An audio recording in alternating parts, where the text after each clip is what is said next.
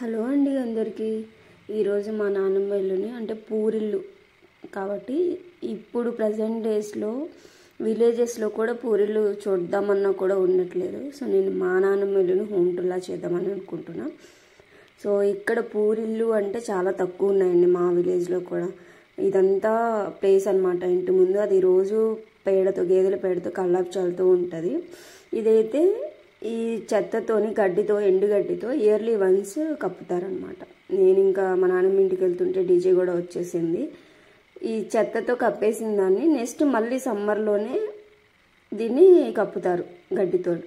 ఇంకా ఇల్లు మొత్తం కూడా పేడతో నల్ల మట్టితో అలికి ఉంటుంది. లోపల కూడా అంతకుముందు ఉండేది, తను బండలు వేయించుకుంది. ఇంకా ముందు వైపు ఇదంతా కూడా ఇటుక లోపల ఇటుకరాళ్ళు ఉంటాయి, పైన ఇట్లా అలికింది ఉంటుంది అనమాట. ఇదంతా వరండా పంచా అని అంటాము మేమైతే.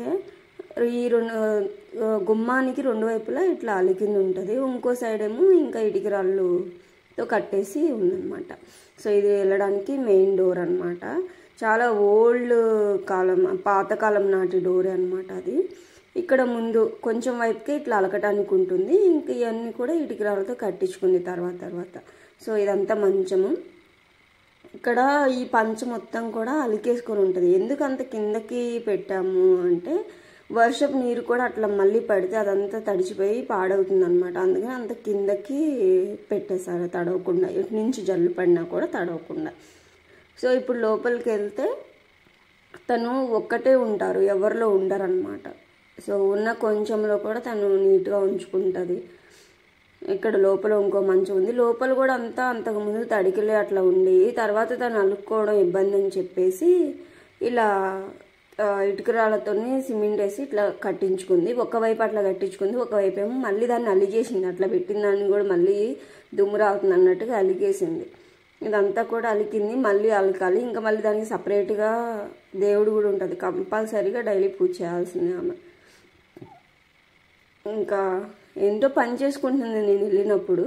ఇంకా మా తాతని వీడియో తీసుకున్నావా, మీ తాతని ఫోటో తీసుకున్నావా అని చెప్పేసి నన్ను జోక్ చేస్తుంది నాతో. సో పని చేసుకుంటా ఉండింది. ఇంకా తర్వాత ఇక్కడ చూడండి, ఇలా మేము చిన్నప్పుడు మాకు పూరీలు ఉన్నప్పుడు ఇలా గడ్డలు తగిలించడానికి అప్పుడు కూడా మా నాన్నమ్మ సపరేట్ పెంచుని ఉన్నప్పటి నుంచి కూడా ఎవరిలో ఉండదు. ఇంకా ఇక్కడ ఈ గ్యాస్ పైన అయితే అండి అస్సలు కొంచెం కూడా దాని మీద డస్ట్ ఏమి ఉండకూడదు అనమాట. అంత క్లీన్ చేస్తుంది, కొంచెం కూడా ఉండనిది. అప్పటి వాళ్ళే అంత స్ట్రాంగ్ ఉన్నారు, ఫుడ్ అంత హెల్తీ ఉంది కాబట్టి అంత స్ట్రాంగ్ ఉన్నారు. ప్రజెంట్ జనరేషన్స్ మనం అన్ని డేస్ బతుకుతామో లేదో కూడా తెలియదు. సో కింద అన్నీ ఉప్పు కారం పసుపు ఇవన్నీ కూరల్లో వేసుకోవడం కానీ ఇక్కడ పెట్టుకుంది. అడుగున దాంట్లోనేమో కత్తిపేట, కూరగాయలు కట్ చేసుకోవడానికి యూజ్ చేసే కత్తిపేటను పెట్టుకుంది. ఇంక ఇవన్నీ కూడా ఏంటంటే తను యూజ్ చేసేది కాదు, కొన్ని సామాన్ ఇంకా ఉండాలి, ఇవన్నీ మూటల కట్టి ఇక్కడ పెట్టుకుంది. ప్రజెంట్ తను ఏమైతే యూజ్ చేస్తుందో వాటిని వరకే ఇలా అల్మారాల్లో పెట్టేసుకుంది అనమాట. మిగతాన్ని మూట కట్టేసింది. విండోకి కూడా అలా ఇట్లా పెట్టుకుంది మొత్తం. సో పూలు ఇంకా ఇవన్నీ తను యూజ్ చేసే పూజ చేయడానికి ముందే పూలు తెచ్చి ఏల్సి పెట్టుకుంది అనమాట.